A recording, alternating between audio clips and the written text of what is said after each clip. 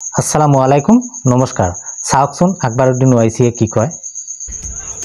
अरे हिंदुस्तान हिंदुस्तान हम 25 करोड़ है ना तुम 100 करोड़ है ना ठीक है तुम तो हमारे से इतने ज्यादा है 15 मिनट के लिए पुलिस को हटा लो बता देंगे किसमें हिम्मत है कौन ताकत है শুনিলে রাইজ আকবরউদ্দিন ওয়াইসি হায়দৰাবাদৰ এটা জনসভাত উচতনিমূলক বক্তব্য দিয়াৰ কাৰণে আকবৰউদ্দিন ওয়াইসিৰ নামত কেইবাটাও কেছ ৰুজু হৈছিল আৰু কেইবাটাও আৰ্টিকেল লগাই আকবৰউদ্দিন ওয়াইসিক জেললৈ প্ৰেৰণ কৰিছিল কিন্তু আমাৰ অসমৰ বীৰ লাচিত থানাৰ সভাপতি সোণাপুৰৰ কচিতুলিত আহি কি মন্তব্য দিছিল আপোনালোকে অলপ শুনক 15 মিনিটত খালি কৰি দিম পুলিচ আতৰি দিয়ক আমাক খালি কৰিব দিয়ক 15 মিনিট শুনিলে ৰাইজ 2012 চনত আকবৰউদ্দিন ওয়াইসি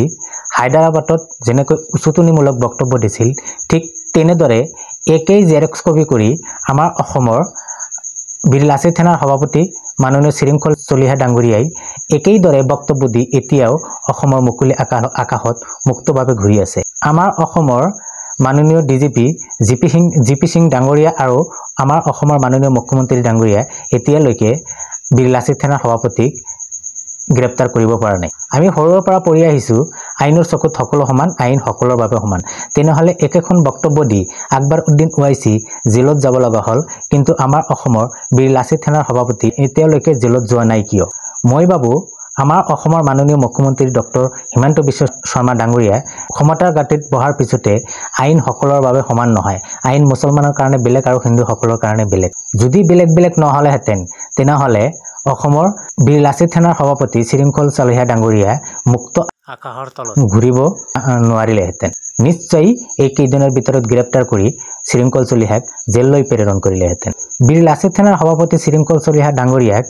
জেলত দিয়াটো বহুত দূৰৰ কথা কিন্তু আমি শুনা পাই আছো যে বীৰ লাচিত থানাৰ সভাপতিক পিএছও দিব বুলি বাতৰিত প্ৰকাশ পাইছে আৰু আমি নিউজত দেখিলো বীৰ লাচিত থানাৰ সভাপতিৰ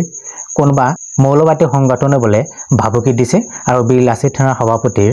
জীৱনত ভাবুকি নামি আহিছে একচুয়ালি এইবোৰ গোটেইখিনি নাটক আমাৰ অসমৰ মাননীয় মুখ্যমন্ত্ৰী ডক্টৰ হিমন্ত বিশ্ব শৰ্মা ডাঙৰীয়া 2026 চনত ক্ষমতাৰ গাদী হেৰুৱাব বুলি নিৰাপত্তাহীনতাত ভুগি আছে গতিকে এই বীৰ লাচিত থানাৰ দৰে মানুহক দালাল হিচাপে ফিট কৰিছে যে আমাৰ হিন্দু মুছলমানৰ মাজতে কেনেকৈ সাম্প্ৰদায়িক সংঘৰ্ষ লগাই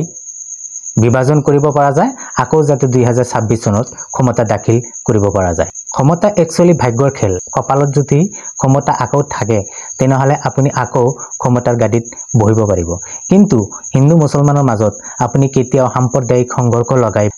বিয়পাই নেদিব বুলি আমাৰ অসমৰ মাননীয় মুখ্যমন্ত্ৰী ডাঙৰীয়াক আমি আহ্বান জনাও আৰু আমাৰ অসমৰ ডিজিপি মাননীয় জিপি সিং ডাঙৰীয়া আৰু আমাৰ অসমৰ মাননীয় মুখ্যমন্ত্ৰী ডক্টৰ হিমন্ত বিশ্ব শৰ্মা ডাঙৰীয়াক আমি আহ্বান জনাও এই শৃংখল চলিহা নামৰ মানুহজনক অতি সোনকালে গ্ৰেপ্তাৰ কৰি জেললৈ প্ৰেৰণ কৰক জয় আই অসম